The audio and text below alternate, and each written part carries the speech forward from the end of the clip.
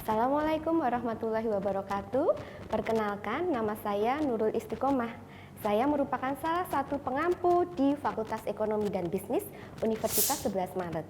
Untuk kesempatan kali ini, saya akan memaparkan mengenai ekonomi makro 2. Di Fakultas Ekonomi dan Bisnis, kalian tentu mempelajari mengenai ekonomi mikro dan ekonomi makro. Maka kita akan mencari terlebih dahulu apa perbedaan antara ekonomi mikro dengan ekonomi makro.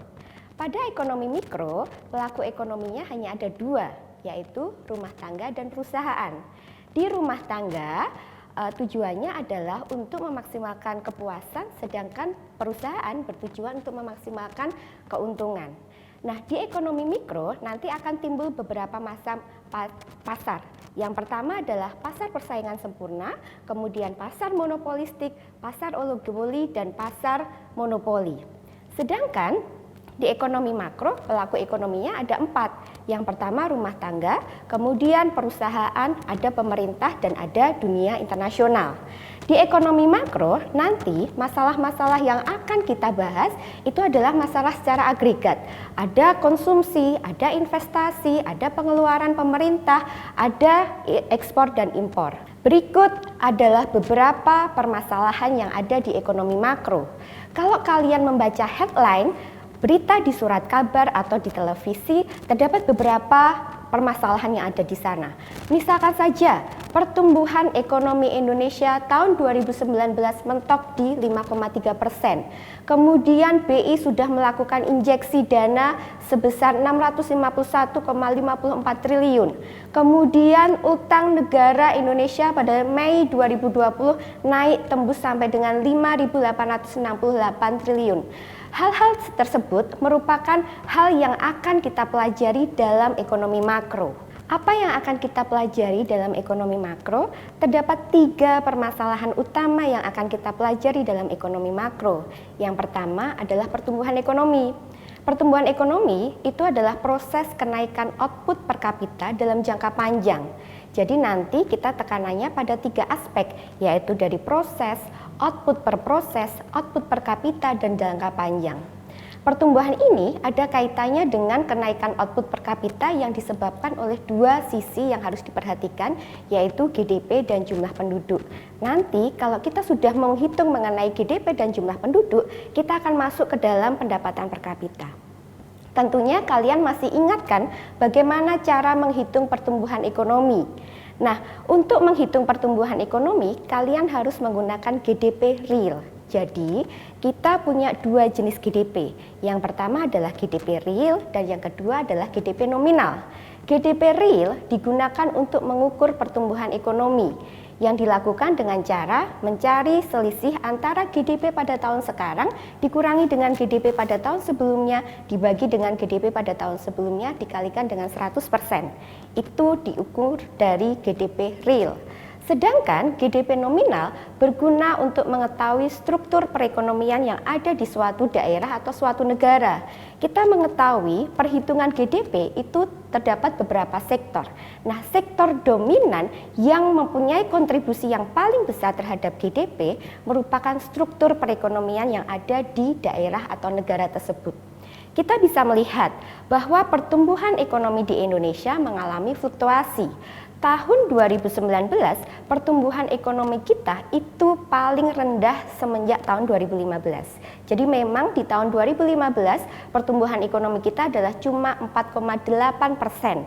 Tahun 98, kita pernah mengalami pertumbuhan ekonomi yang sampai minus 13%. Kemudian di era COVID-19 seperti ini pasti berpengaruh terhadap pertumbuhan ekonomi kita.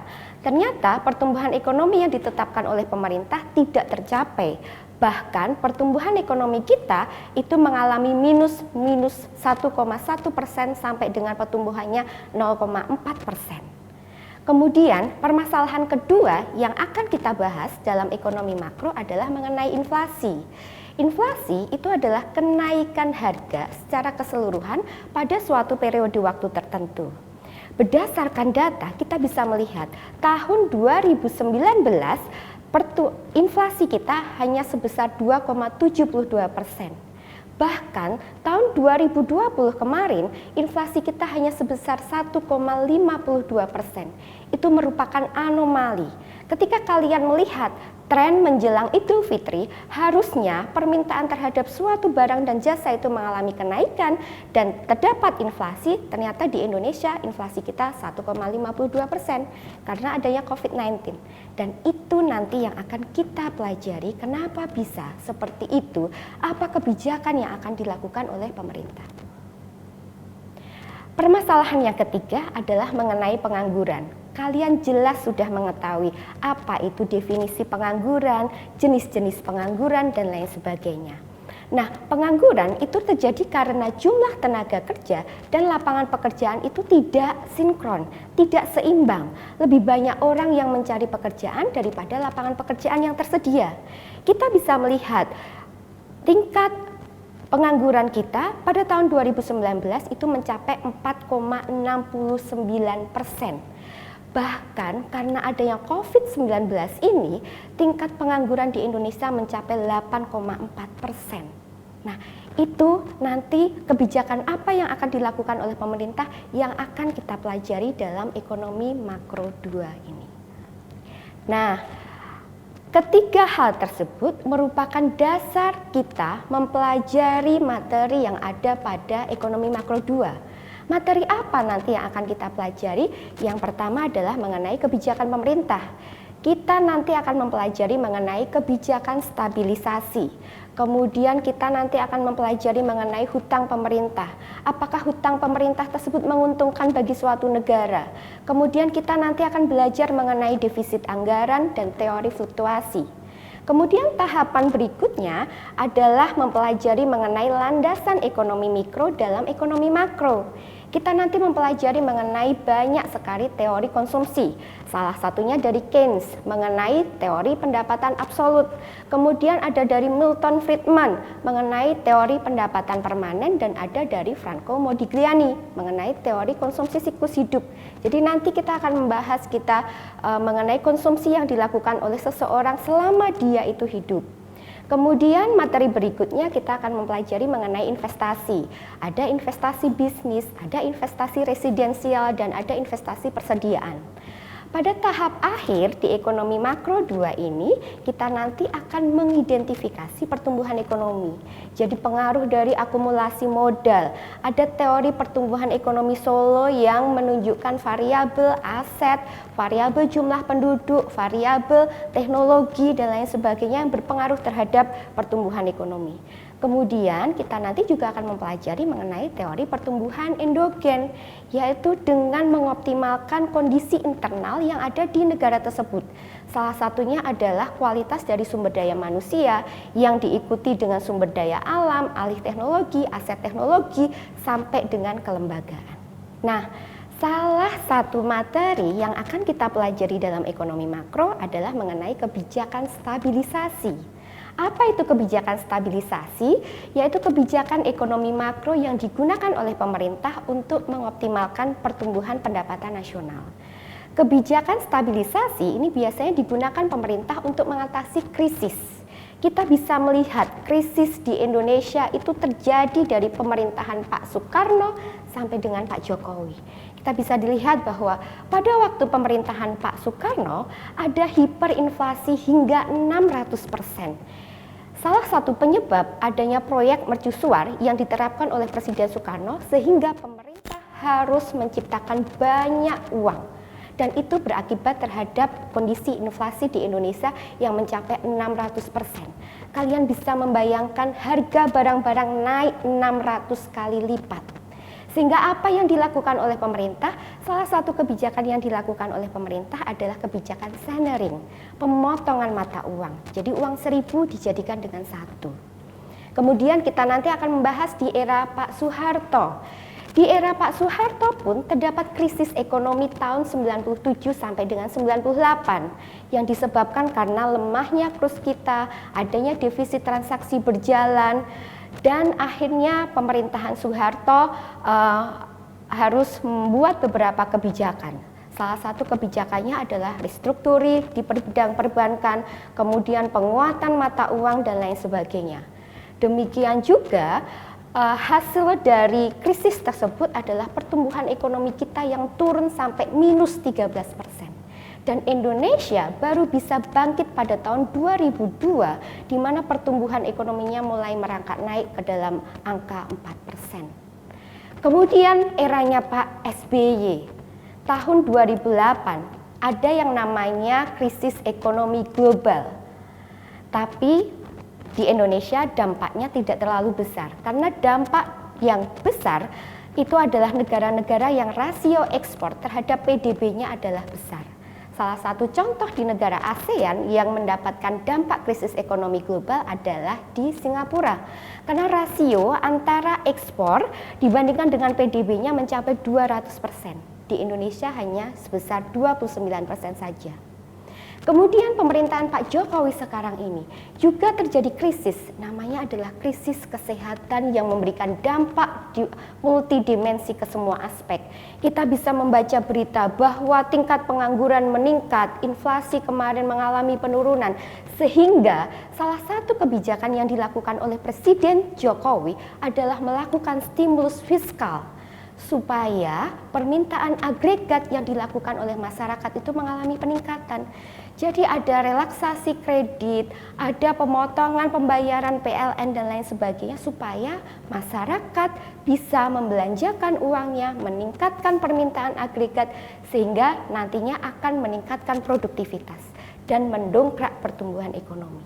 Nah, itu nanti merupakan hal-hal yang akan kita pelajari dalam ekonomi makro. Jadi nanti kita akan mempelajari perbandingan antara teori dengan beberapa kajian empiris yang ada di Indonesia maupun di negara-negara lain.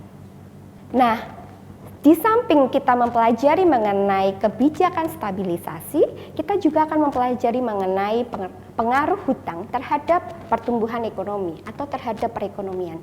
Kita bisa mengetahui bahwa perkembangan hutang di berbagai era pada Presiden Soeharto sampai dengan Jokowi bisa kita lihat di slide berikut.